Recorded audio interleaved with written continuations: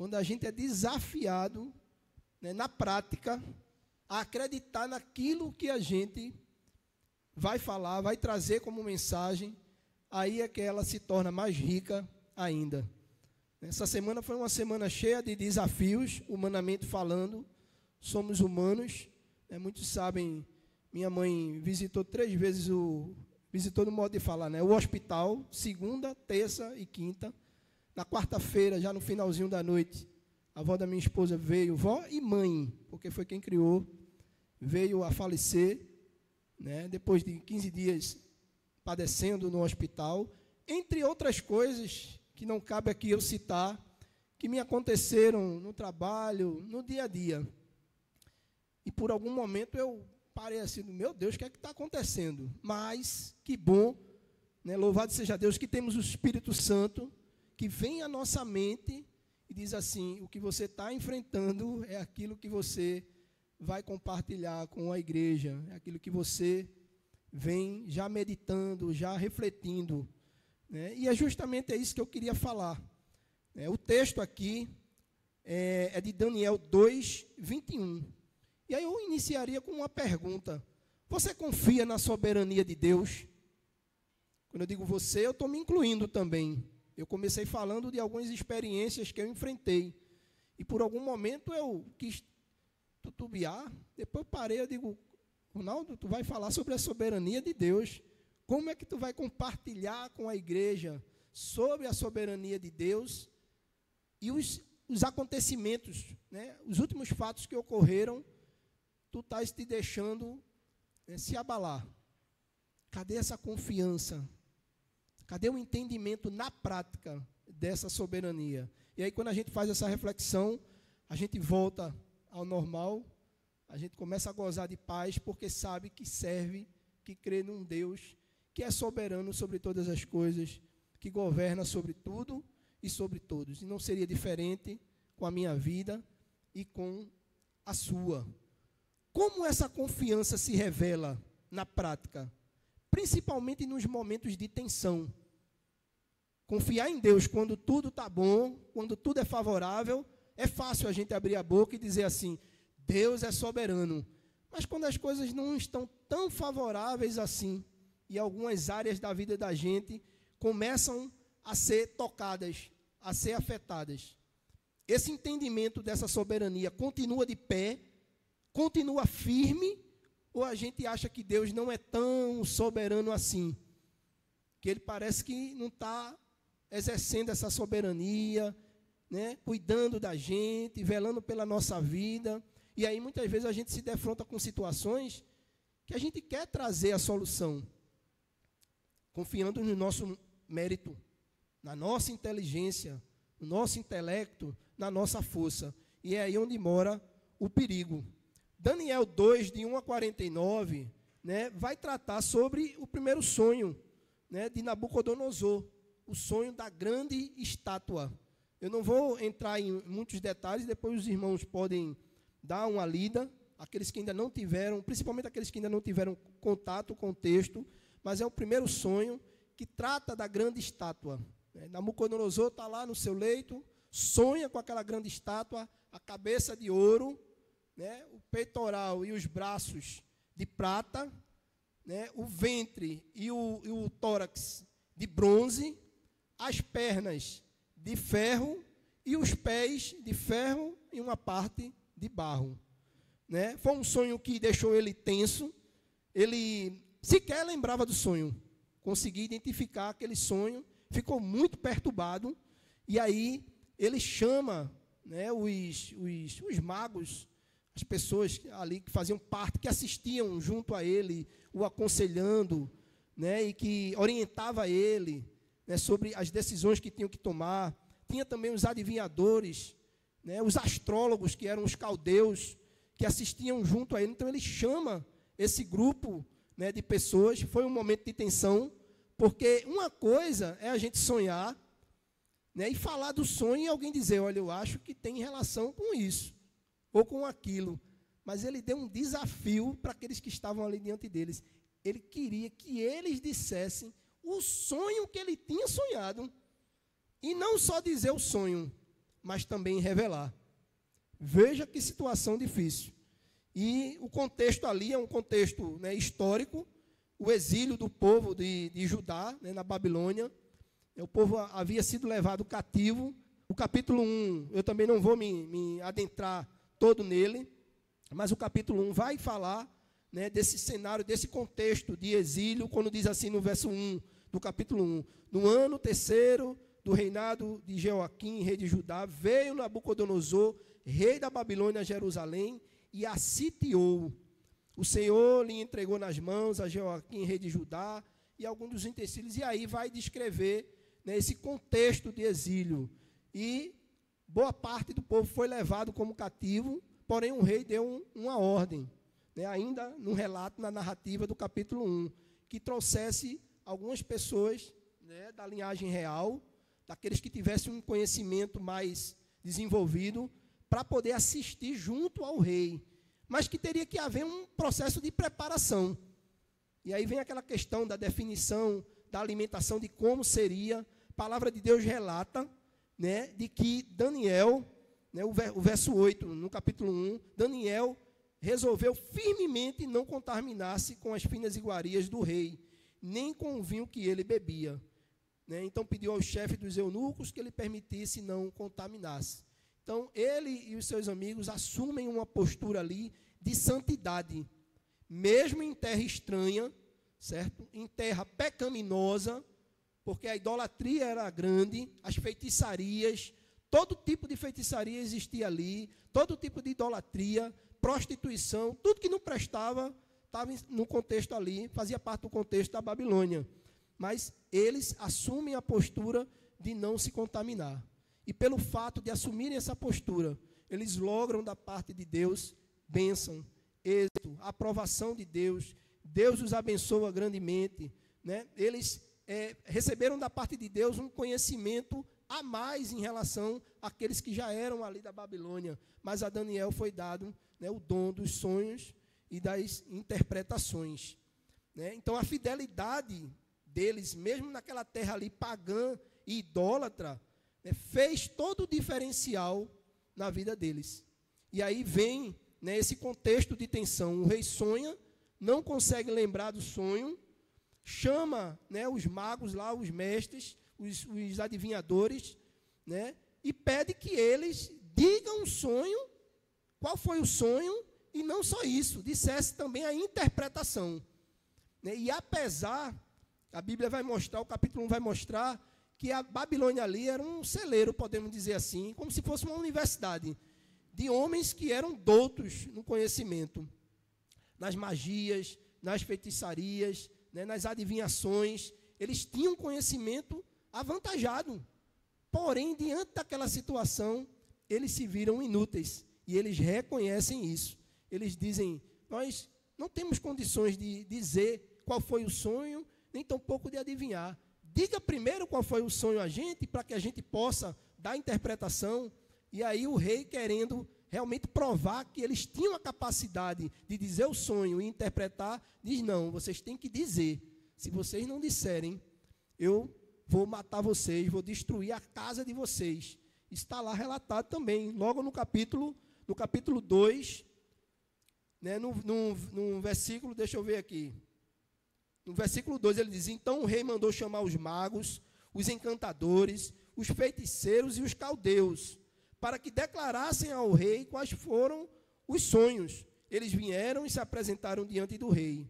Então o rei conta a situação, diz que aquilo ali deixou ele muito perturbado e queria que da parte deles houvesse a identificação do sonho e a interpretação. E eles foram incapazes. E aí sai um decreto onde o rei manda matar não só aqueles que já estavam ali na sua presença, mas que matasse todos os magos, todas as pessoas ali que tivessem, né, dentro daquele grupo, né, caso não identificassem o sonho do rei e também interpretassem. E aí, dentro desse grupo, está Daniel e os seus amigos. O grande diferencial aqui é que Daniel, na hora da agonia, ele não buscou a solução nele mesmo. Apesar de saber que era uma pessoa douta, uma pessoa que tinha conhecimento, que tinha capacidade, mas a situação mostrou para ele que ele precisava recorrer a Deus. E aí, no verso 17, acompanhem comigo. Deixa eu ver aqui. No verso 17, então Daniel foi para casa e fez saber o caso a Ananias, Misael e Azarias, seus companheiros. Capítulo 2, verso 17. Para que pedissem misericórdia ao Deus do céu sobre este mistério, a fim de que Daniel e seus companheiros não perecessem com o resto dos sábios da Babilônia. E aí Daniel, ele revela o sonho não pela capacidade dele, mas pela capacidade vinda de Deus, mostrando ali, né, a grandeza do Senhor, a soberania de Deus e o quanto ele era abençoado. E já no versículo 20, ele diz assim, disse Daniel, que no verso 19 diz assim, então foi revelado o mistério a Daniel numa visão de noite. Daniel bendisse o Deus do céu. Disse Daniel, seja bendito o nome de Deus, de eternidade a eternidade, porque dele é a sabedoria e o poder. É ele quem muda o tempo e as estações, remove reis e estabelece reis. Ele dá sabedoria aos sábios e entendimento aos inteligentes. No 22, ele diz assim, ele revela o profundo e o escondido, porque aquilo que o rei queria, nem os próprios sábios lá da Babilônia conseguiram, porque disseram, o que o Senhor está pedindo é coisa impossível, só os deuses têm a capacidade de revelar, e os deuses não habitam conosco. Então, nos diga qual foi o sonho, e a gente revela. E aí, eles são exterminados. Naquele momento, quando eles admitem que só os deuses, está mostrando a fragilidade deles, a futilidade deles, enquanto homens, embora possuindo um conhecimento, né, diferenciado em relação a boa parte ali da sociedade. No verso 23, ele diz assim, a ti, ó Deus de meus pais, eu te rendo graças e te louvo, porque me deste sabedoria e poder, e agora me fizeste saber o que te pedimos, porque nos fizeste saber este caso do rei. Então, qual é a mensagem central desse capítulo 2? É Deus quem controla a história e revela os mistérios. A mensagem principal desse capítulo é mostrar isso. O governo de Deus, a soberania de Deus, controlando a história e revelando os mistérios. O mistério que tinha sido apresentado ali, né, pelo rei, foi confuso, nem ele mesmo se lembrava. Coloca o desafio dos magos revelar, identificar e interpretar. Eles não conseguem. Eles próprios reconhecem que somente os deuses. Mas aí, né, é aquela questão, não existe o acaso. Ninguém está num lugar por acidente. E de forma soberana, de forma grandiosa, Deus permitiu, estava nos planos de Deus, que Daniel tivesse ali, naquele contexto, naquela situação, para ser um instrumento nas mãos dele, para que essa soberania sobre a história e essa capacidade de revelar os mistérios pudesse ser expressada através dos seus servos. O versículo 1, né, embora havendo aí a narrativa do versículo 1 até o 49, o versículo 1, ele é principal, é a chave principal aí para a gente poder entender o tema de todo o capítulo 2, que é a soberania de Deus, o controle que Deus exerce sobre a história e sobre os mistérios. Então, quando ele afirma que Deus é soberano, né, lá no versículo 21, é ele quem muda o tempo e as estações, remove reis e estabelece reis, ele dá sabedoria aos sábios e entendimento aos inteligentes, ele está afirmando que Deus é soberano sobre o tempo, sobre os reis e sobre o conhecimento. Nada foge à soberania de Deus. E por que Daniel, né, foi capaz de reconhecer isso? Porque tinha intimidade com Deus. Andava com Deus. Quando ele se posicionou em não contaminar-se com as iguarias ali do rei, com todo aquele estilo de vida, não só ele e os amigos, já ali ele declarou em quem ele cria, a quem ele pertencia. de quem ele era, a quem ele servia, e que mesmo em terra estranha, ele precisava fazer a diferença. Então ele honrou a Deus, e Deus, né, o honrou, e foi glorificado através dele. A gente pode extrair verdades, né, a respeito dessas três afirmações. A soberania de Deus, né, é o tema central do capítulo. No versículo 21, né, esse versículo corrobora, reafirma essa soberania, né, onde Daniel mostra essa soberania sobre algumas dimensões: o tempo e as estações, os governos estabelecidos e o entendimento, o conhecimento. Então, Daniel é usado por Deus ali para mostrar que o Deus Altíssimo é Senhor sobre todas as coisas. E quando Deus revelou o sonho a Daniel, Deus mostrou a sua superioridade aos deuses babilônicos, em relação aos deuses babilônicos. Ele mostrou que ele estava acima, que ele era Senhor, que não existia nenhum outro Deus, porque nenhum foi capaz de atender ali os magos e revelar os sonhos, mas Deus foi. E aí ele mostra a sua soberania, certo? Em relação aos deuses babilônicos, e mostra também o quanto Daniel era abençoado, né? E justamente a revelação veio pelo um exilado judeu de Israel, e não por alguém de lá da própria Babilônia. Até nisso Deus mostra a sua superioridade, mostrando que ele é grande e é digno da nossa confiança. Então a gente pode, a partir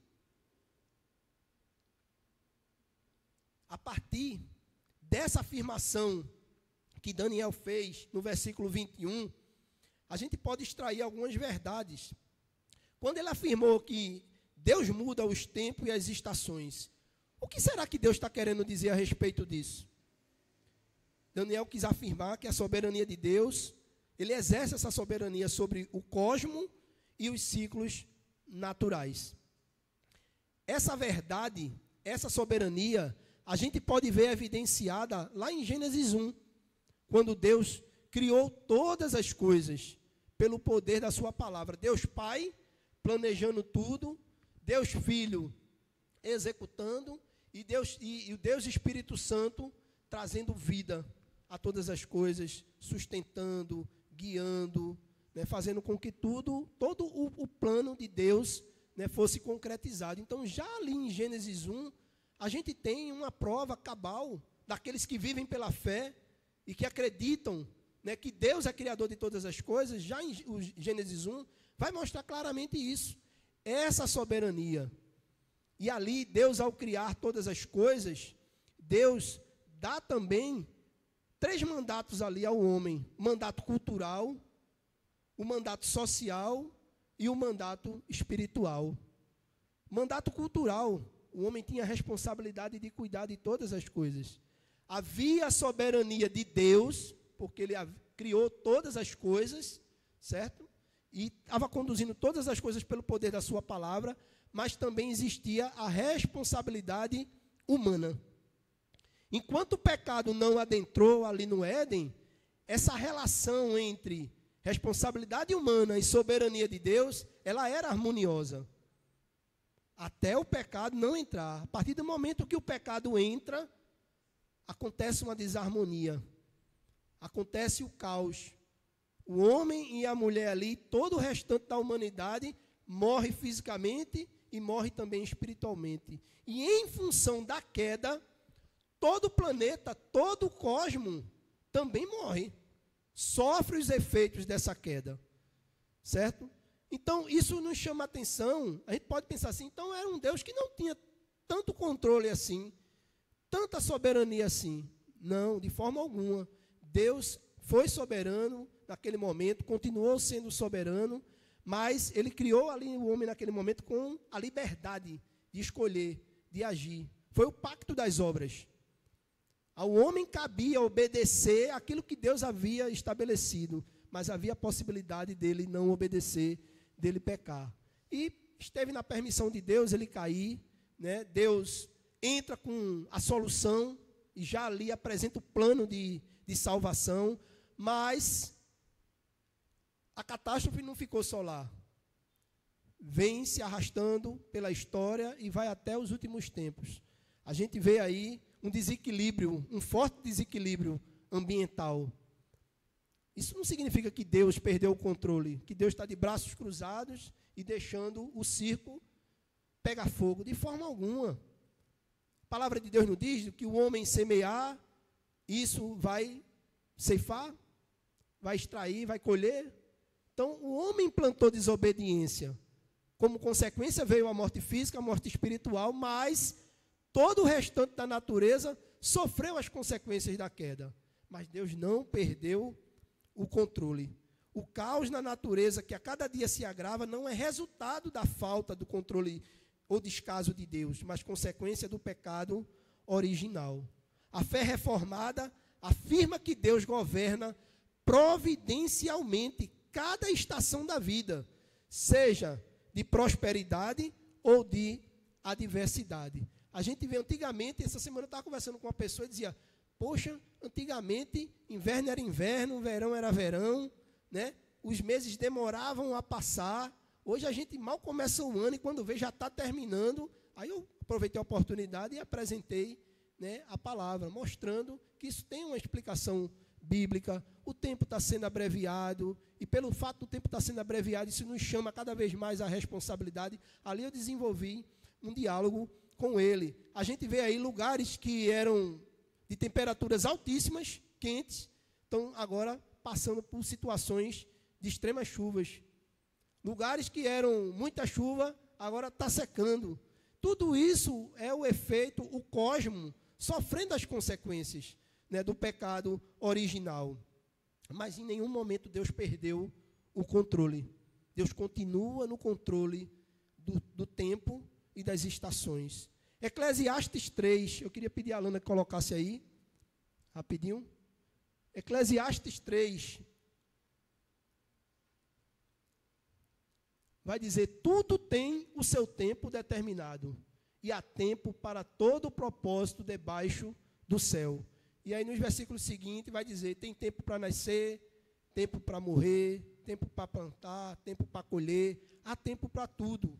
Deus, em sua soberania, já estabeleceu o tempo para cada coisa, seja na ordem natural, certo? Na fauna, na flora, tudo tem o seu tempo.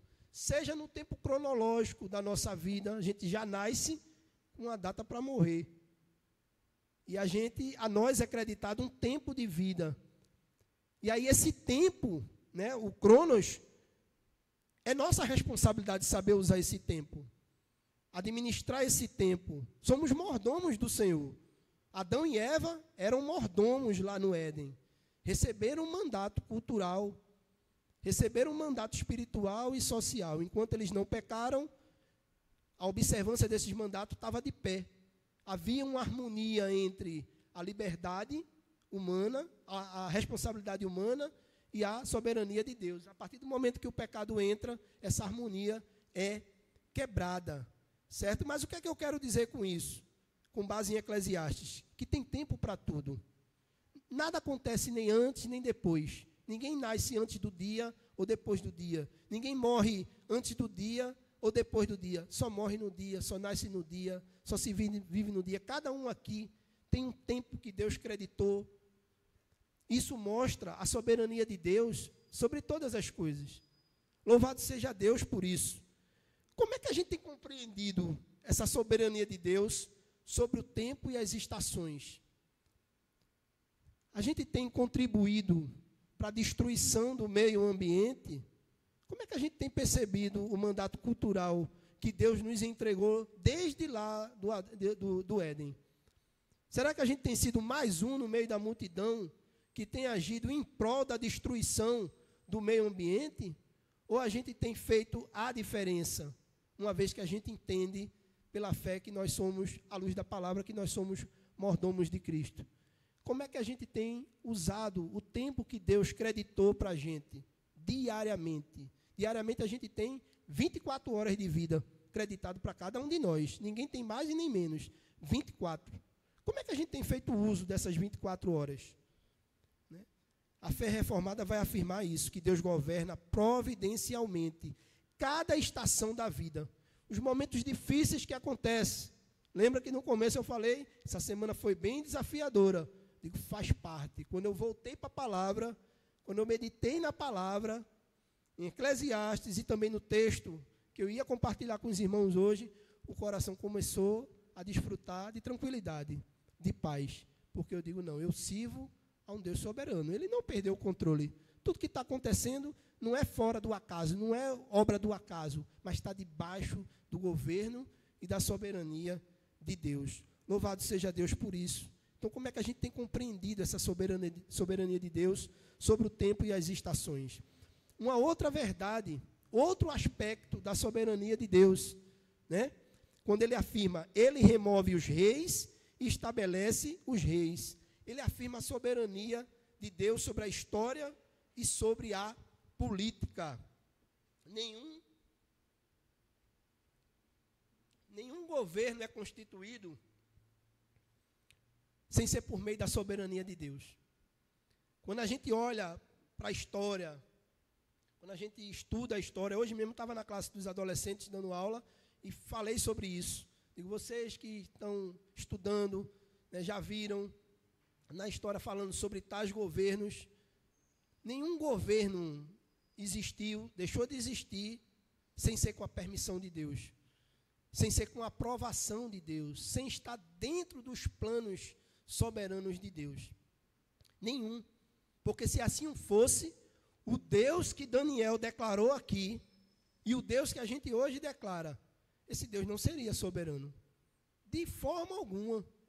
De forma alguma. E ele estaria preso, refém aos governantes.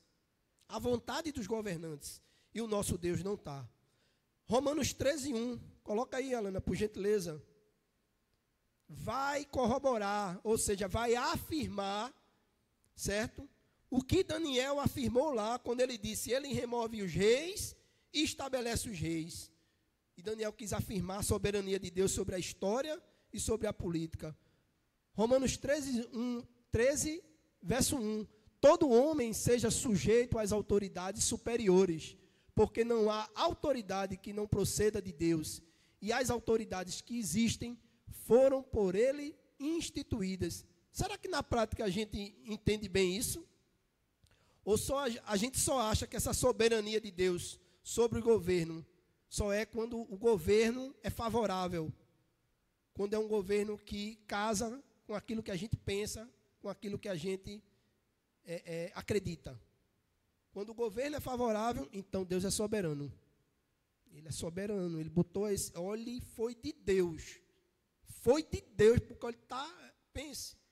Mas, se é um governo que não bate com aquilo que a gente acredita, que não coaduna, que não dialoga, isso não é tão soberania de Deus, não. A culpa é do povo, e aí começa. Entendeu? Isso é perigoso, irmãos. Isso é perigoso. E a gente precisa atentar, a gente não pode perder de vista essa soberania de Deus. Daniel tinha isso muito claro, externou isso em sua oração. O desafio estava posto, eles precisavam desvendar aquele sonho, identificar o sonho e traduzir o sonho para o rei. Eles foram orar, buscaram a face do Senhor diante do perigo. Não procuraram resolver a situação por mérito próprio, pela inteligência, mas pela sabedoria vinda de Deus, acreditando na soberania de Deus. E Deus, ao conceder a graça da revelação, ele não chama a glória para ele, mas ele transfere essa glória para o Deus Altíssimo.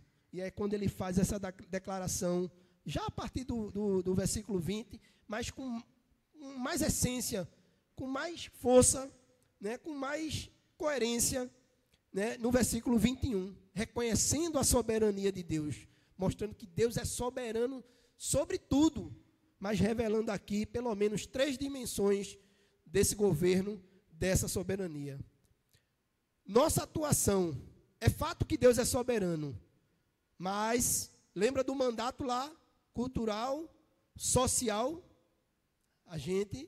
Nós temos esse mandato, essa incumbência de agir como seres sociais, certo? Como cidadãos, porque somos cidadãos aqui dessa terra, né, no nosso caso aqui do Brasil, e a gente precisa alinhar essa responsabilidade, né, enquanto cidadãos, o nosso agir, o nosso pensar, o nosso falar, alinhar à soberania de Deus, né, compreendendo que a gente vai prestar contas, conforme Romanos 14:12, Eclesiastes 12:14 e 2 Coríntios 5:10. Nós somos seres sociais. E como seres sociais, a gente precisa, né, agir enquanto cidadãos de modo que glorifique o nome de Deus, respeitando, sim, as autoridades, não amaldiçoando, não lançando pragas, usando a boca para ser instrumento de Satanás, que é aquilo que eu disse, a gente só agradece quando a gente acha que aquele governo é o meu governo, casa com aquilo que eu acredito, aí a gente levanta a mão para o céu e dá glória, mas se não for, aí a gente amaldiçoa, com que direito? Nenhum. A nós compete a responsabilidade de orar, de interceder por eles, de pedir que Deus dê sabedoria, certo? Senso de responsabilidade. E aqueles que ainda não tiveram encontro com Cristo, a gente pedir que o Espírito Santo os convença do pecado, da justiça e do juízo. E a gente tem em nossas mãos a responsabilidade. Deus é soberano, mas enquanto seres sociais, Deus colocou a responsabilidade em nossas mãos de escolher, através do nosso voto. E aí a gente precisa analisar todas as coisas, não à luz daquilo que a gente acredita, que a gente pensa, do nosso entendimento, do nosso intelecto, das nossas convicções, mas daquilo que a palavra de Deus nos orienta. A gente deve votar alinhado àquilo que Deus nos orienta em sua palavra. Se a proposta que determinado governo traz está alinhada com aquilo que a palavra de Deus orienta, então eu preciso fazer toda uma avaliação e votar de forma consciente, de forma à luz da palavra de Deus, na certeza de que vamos prestar conta dos nossos atos enquanto sujeitos sociais. A fé reformada rejeita qualquer visão de autonomia humana absoluta. Não existe absolutismo humano. Deus é absoluto. E como Deus absoluto, Ele é Senhor sobre a história e sobre a política. Então não tem esse negócio de governo A, governo B, de esquerda, de direita, de esquina, de lado. Não é você, a gente coloca através do nosso voto. Mas a gente precisa entender que existe um Deus que governa todas as coisas, que está no controle de tudo e que já determinou como a história será. A nós cabe a gente se sujeitar a esse Deus, buscar sabedoria, para a gente agir enquanto seres sociais. E a fé reformada defende isso, que não existe autonomia humana absoluta. Deus levanta líderes para cumprir seus propósitos, mesmo quando não compreendemos. Como compreender um Hitler da vida, que governou a Alemanha, que matou milhões de judeus, que pintou miséria? Como você enxergar a soberania de Deus no governo de um homem daquele, por exemplo? Como? Entre outros e outros e outros exemplos. Reis perversos, reinos que já existiram e que sucumbiram, certo? Que pintaram miséria, que destruíram outras nações, que praticaram todo tipo de violência. Como a gente entender, compreender, certo? E louvar a Deus pela sua soberania quando um determinado governo praticou ou pratica tanta atrocidade. Somos desafiados. Como crentes reformados, a gente precisa acreditar que a soberania de Deus também é exercida. Ele exerce a soberania dele sobre a história e sobre a política. Como é que a gente tem compreendido essa soberania? Temos feito uso correto dos nossos direitos, porque enquanto seres sociais, a gente é portador de deveres, mas também de direitos. Como é que a gente tem feito uso dos nossos direitos? Como é que a gente tem atuado, né, dentro dessa área? Uma terceira verdade, e aí a gente já está caminhando para o final, é uma outra afirmação que Daniel fez. Ainda glorificando e exaltando a soberania de Deus. Ele disse que Deus era soberano. E ele é quem concedia, dava sabedoria aos sábios e conhecimento aos entendidos. Observe aí, Deus é quem dá sabedoria aos sábios e conhecimento aos entendidos. E eu estava meditando no texto e rabiscando a mensagem, pesquisando, fazendo toda uma análise. E eu fiz um trocadilho aqui, né, de palavras. Todo sábio pode ser entendido, mas nem todo entendido necessariamente pode ser sábio ou será sábio. Por quê? Porque inteligência vem de Deus, certo? Inteligência vem de Deus, não vem do homem. Mas a inteligência, ela é humana, embora vindo de Deus, mas ela, né, se realiza, se manifesta no plano humano, está relacionada a um conhecimento acadêmico, a um conhecimento mundano, certo? A ciência tem se multiplicado. Daniel 12:4 vai dizer isso, que o conhecimento nos últimos tempos vai se multiplicar. Louvado seja Deus por isso. Imagina a gente tendo uma ciência atrasada, uma ciência superada, antiquada, diante de todo um contexto de doenças novas que tem surgido. Como é que os médicos iriam enfrentar isso? Com que conhecimento, se fosse um conhecimento lá arcaico? Então, louvado seja Deus, que dá inteligência para os homens estudarem, focarem. A gente também falou sobre isso hoje. Fazer a escolha certa da profissão, busca a orientação de Deus, para não ir ser um profissional pensando em dinheiro, mas ser um profissional para a glória de Deus, para exaltar o nome do Senhor através da sua profissão, para ser feliz, para ser realizado, para você sair de casa todas as manhãs e dizer assim, eu vou exercer uma profissão que eu me alegro, que eu sinto prazer. Mas isso só é possível se você lá no começo buscar essa orientação de Deus. Hoje eu compartilhava isso com os adolescentes. O conhecimento humano, ele é importante, tem o seu valor, mas é humano, é limitado, é diferente da sabedoria que vem do alto. A sabedoria que vem do alto nos capacita a discernir entre o certo e o errado, entre o bom e o ruim, entre aquilo que agrada a Deus e o que não agrada a Deus. É com a sabedoria do alto que a gente consegue resolver e vencer os desafios da vida. Foi isso que Daniel fez. Ele estava diante ali de um contexto, de um desafio. E o que foi que ele fez? Buscou a presença do Senhor, junto com os seus amigos, diante do contexto crítico, na iminência de serem mortos, não só eles, mas os outros magos também, os outros sábios. Ele busca essa orientação de Deus, essa sabedoria de Deus. Ele buscou porque ele sabia quem era a fonte.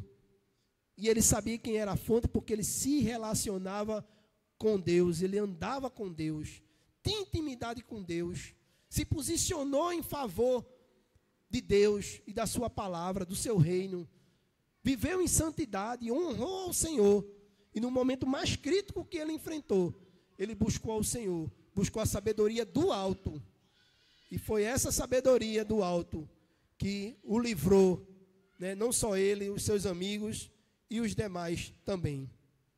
A verdadeira sabedoria não nasce do intelecto humano, acadêmico ou mundano. Conhecimento acadêmico é importante, devemos sim nos qualificar, devemos sim buscar conhecimento, mas a gente não pode colocar o nosso coração nesse conhecimento científico.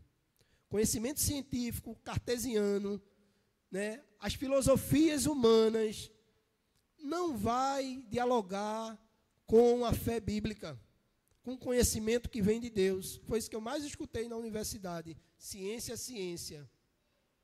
Fé é fé. Não se mistura, não anda junto. Certo?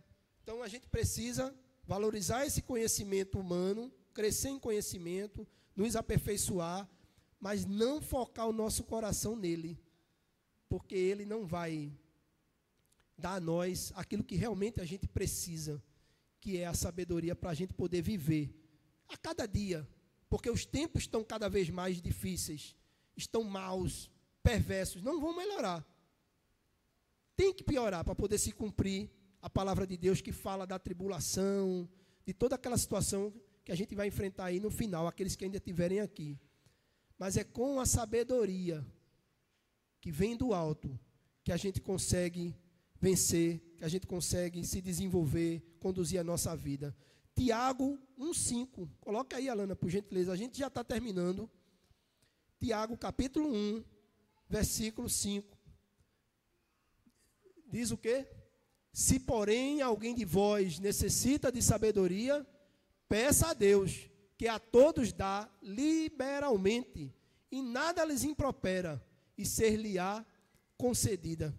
A gente tem buscado essa sabedoria que vem de Deus? Ou a gente tem pautado a nossa vida no nosso intelecto, naquilo que a gente tem, na nossa força? Se a gente tem feito na segunda perspectiva, que é confiando em nós, a gente é miserável. Miserável, a gente está perdido. Porque assim como os sábios lá da Babilônia foram limitados, eram doutores, e eles se defrontaram com uma situação que eles não puderam resolver. Eles reconheceram: o que o Senhor está pedindo é demais. Só os deuses que podem revelar isso, e eles não habitam com a gente. E aí vem um decreto, mata aqueles, ainda tem que matar o restante todinho, caso não houvesse a revelação.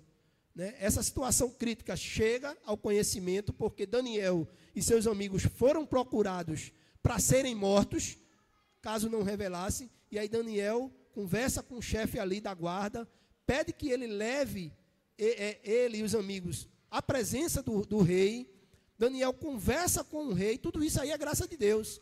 Pede ao rei um tempo para que ele pudesse buscar a face do Senhor e revelar, e Deus concede graça. E Daniel exalta ao Senhor, né, reconhecendo essa soberania de Deus.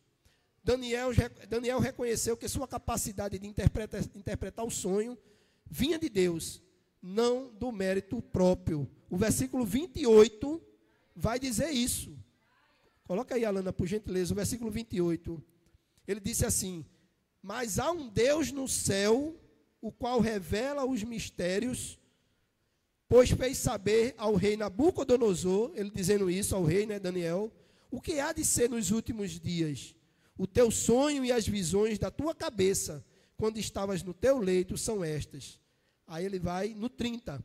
Ele diz assim: e a mim me foi revelado este mistério, não porque haja em mim mais sabedoria do que todos os viventes, mas para que a interpretação se fizesse saber ao rei, e para que entendesses as cogitações da tua mente. Daniel revela humildade. Reconhece que, embora sendo portador de uma inteligência, de um conhecimento, né, a mais desenvolvido, mas ele reconhece que aquela revelação ali, aquele mistério, só podia ser possível a partir de Deus, porque justamente o Deus que Daniel confiava era um Deus soberano. A fé reformada exalta a graça de Deus como fonte de todo conhecimento verdadeiro. Deus não é limitado pela inteligência ou conhecimento humano, de forma alguma. É Deus que concede inteligência e Deus que concede também a sabedoria. Todo sábio, ele pode ser inteligente, ter a sabedoria divina para discernir as coisas e, ao mesmo tempo, ser desenvolvido, ser aplicado em uma determinada área. Ele focou, ele estudou, ele se empenhou, ele deu o melhor de si. Então, ele vai colher os resultados, ele vai ser uma referência naquele assunto, mas nem todo inteligente necessariamente pode ser sábio. Então, mostra que a inteligência humana, ela é limitada. Embora sendo importante, ela é limitada. Em alguns momentos vai ser fúteis, porque não leva ninguém à salvação, mas a sabedoria leva. À medida que a gente consegue discernir entre a vontade de Deus e aquilo que não é vontade de Deus. Aquilo que é bom, aquilo que não é, aquilo que é certo, aquilo que não é, aquilo que louva a Deus, aquilo que não louva, aquilo que edifica a minha vida, aquilo que não edifica. Quando a gente tem a sabedoria vinda da parte de Deus, a gente consegue discernir, pensar, falar e principalmente agir em concordância com a vontade de Deus. Mas que bom, né, que Daniel também traz uma mensagem de esperança. No versículo 44, coloca aí, Alana, por gentileza. No versículo 44, Daniel mostra, diz assim: mas nos dias destes reis, o Deus dos céus suscitará um reino que não será jamais destruído. Este reino não passará a outro povo, esmiuçará e consumirá todos estes reinos, mas ele mesmo subsistirá para sempre. Que reino é esse? O reino de Cristo, o reino eterno. Os reinos que foram representados ali pela estátua estavam mostrando claramente que eram reinos passageiros. Eles iriam começar, mas já tinham um tempo certo para acabar, porque estavam debaixo da soberania de Deus e eram meramente reinos humanos. Mas o reino de Cristo não. Louvado seja Deus por isso. Efésios capítulo 1, versículos 9 e 10. A gente já está concluindo, viu, irmãos? Efésios capítulo 1, versículos 9 e 10. Diz assim: desvendando-nos o mistério da sua vontade, segundo o beneplácito que propuseram em Cristo, de fazer convergir nele, na dispensação da plenitude dos tempos, todas as coisas, tanto as do céu como as da terra. Continua? Não, né? Para aí. Cristo tem esse controle. Os reinos lá começaram e terminaram, mas o reino de Cristo não, porque Cristo é soberano sobre tudo e sobre todos. Ele é digno da nossa confiança. Filipenses 2, de 10 a 11. É outro texto também que vai afirmar a soberania de Cristo sobre todas as coisas. Filipenses 2 diz assim, no verso 10: para que ao nome de Jesus se dobre todo o joelho, nos céus, na terra e debaixo da terra, e toda língua confesse que Jesus Cristo é Senhor, para a glória de Deus Pai. Louvado seja Deus por isso. Que o pecado entrou, mas ele apresentou o plano de salvação. Fez com que ao longo da história tudo corroborasse, cooperasse para que o plano de salvação fosse materializado na pessoa de Cristo, ali na cruz do Calvário.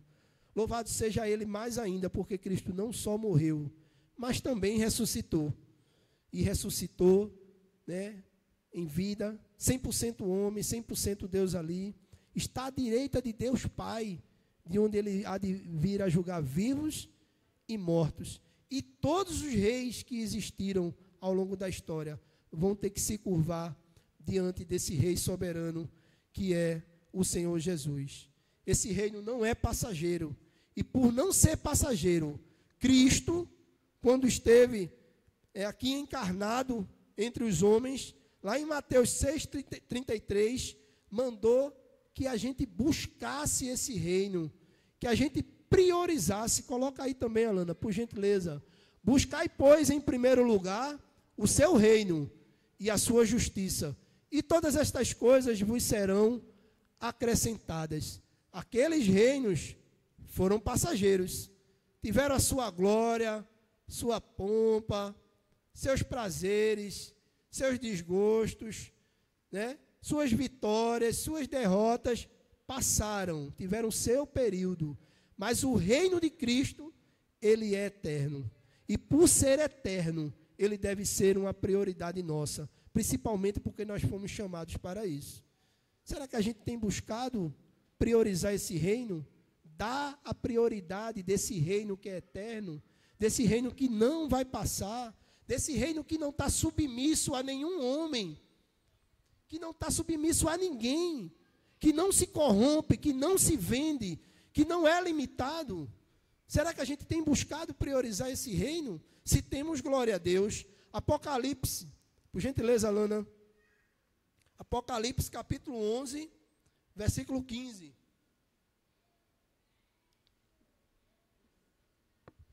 E aí a gente fecha. Apocalipse capítulo 11, versículo 15 diz: e o sétimo anjo tocou a trombeta, e houve no céu grandes vozes dizendo: o reino do mundo se tornou de nosso Senhor e do seu Cristo, e ele reinará pelos séculos dos séculos. Amém. Louvado seja Deus por isso, que a gente serve a um rei que é digno de confiança, um rei que é soberano, um Deus que teve, tem e sempre terá o controle, que não perdeu o controle da história, pelo contrário, tem a história, tem a tudo e a todos na palma das suas mãos, governando. Como é que a gente tem entendido essa soberania de Deus? Daniel entendeu, porque primeiramente tinha uma vida de relacionamento com Deus, de comunhão, mesmo em terra estranha, no meio de pessoas pagãs, de idólatras, de feiticeiros, de prostituição, de tudo. Se posicionou firmemente, não se contaminar com as iguarias do rei. E por iguarias a gente pode entender uma série de coisas, não é só as comidas. As comidas eram consagradas aos ídolos, mas em outros aspectos, eles não se contaminaram, honraram a Deus, viveram em santidade e o Senhor os honrou. No momento mais crítico que eles estavam enfrentando, ele não resolveu o desafio que estava posto com a inteligência dele, mas com a sabedoria vinda do alto. E aí ele buscou a face do Senhor, ele e os seus amigos, confiou na soberania de Deus, e ele transferiu essa glória para Deus, ele não chamou para si. E o versículo 21, justamente é isso, traduz exatamente a mensagem, né, que Daniel quis expressar, a soberania de Deus sobre o tempo, sobre as estações, sobre os reinos, sobre a história, sobre o conhecimento e a sabedoria. Deus governa todas as coisas. Para nós que fazemos parte da nova aliança, o representante dessa soberania é Cristo.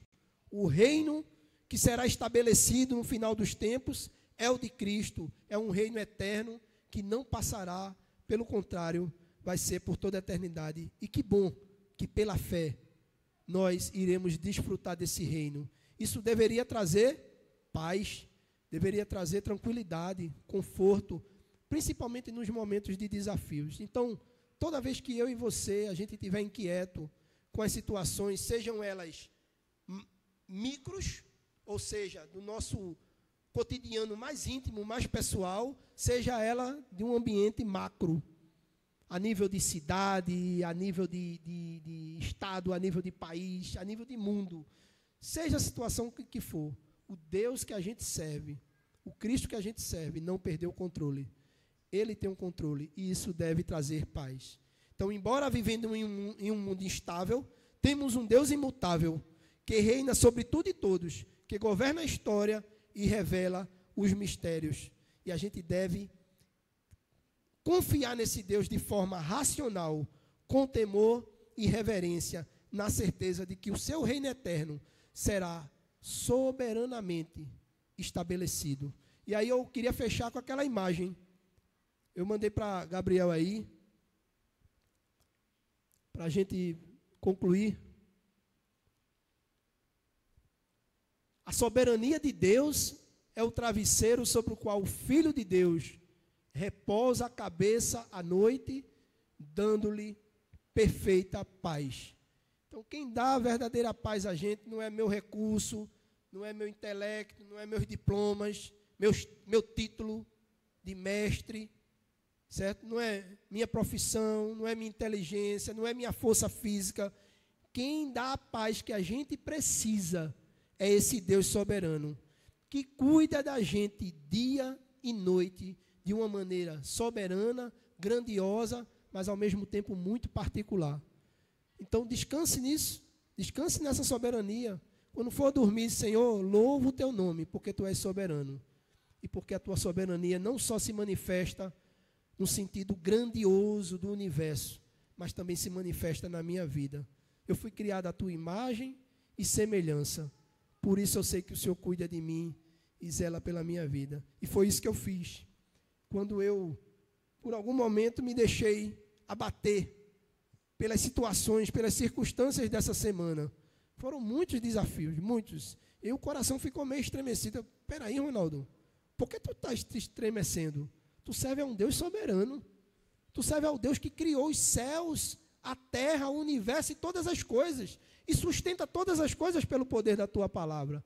Tu serve ao Deus que é soberano, que governa a história, que governa os governos, o tempo, tudo, o conhecimento, a sabedoria vem dele. Como é que ele não cuidaria de tu, Ronaldo? Isso eu pensando comigo. E essa reflexão me fez voltar ao normal, né? E saber que tudo que estava acontecendo, embora de repente não estivesse entendendo, mas a soberania de Deus estava por trás, conduzindo todas as coisas. Descansemos nessa soberania, louvemos ao Senhor, ao qual nós servimos. Senhor, muito obrigado. Louvado seja o teu nome, porque tu deixaste, ó Deus, esse relato em tua palavra, Senhor, onde os teus servos, Daniel e os seus amigos, embora num contexto ali, ó Deus, atípico, num contexto, ó Deus, desafiador, num contexto, ó Deus, pecaminoso, eles não se contaminaram. Antes, ó Deus, se posicionaram, ó Deus, em favor da tua palavra, do teu reino, ó Deus, da tua pessoa. Tinham um relacionamento contigo, ó Deus, andavam contigo. E por isso, ó Deus, eles souberam a quem buscar, em quem buscar a solução para o problema que estava posto ali, ó Deus. O rei queria a identificação do sonho e a interpretação dele. Os magos não conseguiram, reconheceram as suas limitações, que somente os deuses conseguiriam e que os deuses não habitavam com eles. Mas aprove ao Senhor, de forma soberana, fazer com que, ó Deus, o teu servo estivesse ali naquele contexto. E o Senhor o usou para a tua glória, Senhor, e derramou graça, concedeu revelação. E louvado seja o teu nome, porque o teu servo não chamou para si a glória, antes transferiu a ti, reconhecendo a tua soberania. Que a gente possa aprender, ó Deus, com Daniel.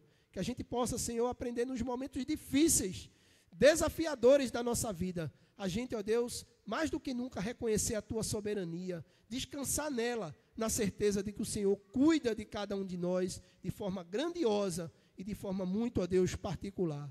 Nós te louvamos, ó Deus, pela tua palavra que é viva e que é eficaz. E que no final dos tempos vais restaurar todas as coisas e vai estabelecer o reino supremo, que é o reinado de Cristo. Louvado seja Deus por isso. Nós assim oramos em nome de Jesus. Amém. Que Deus nos abençoe, derrame da sua graça e aplique a sua palavra em nossos corações.